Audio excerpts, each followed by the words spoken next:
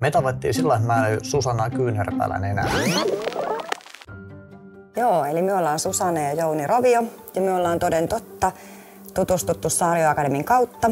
Harrastettiin molemmat Jyrki Saario Defendo-nimistä lajia ja tavattiin 2020 Seinäjoella ohjaajakoulutuksessa.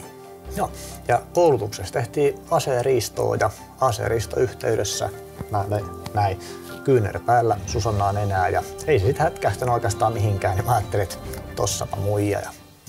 Siitä se sitten lähti. Vähän alkuun murehdittiin etäisyyttä. Mulla oli Salossa oma elämä ja seura, missä harrastin ja ohjailin, mutta aika nopeastikin aloin viettää sit enemmän aikaa täällä Porissa.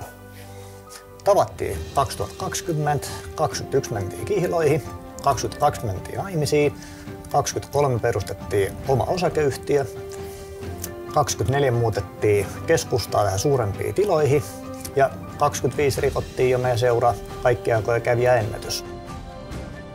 Ja 2026 onkin sitten taas jo uusia juttuja tiedossa. Niin, tervetuloa Saario Akademi Poriin Rovioiden salille. Nähdään siellä.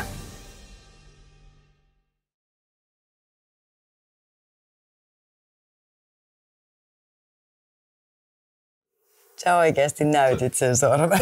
Näytin kai.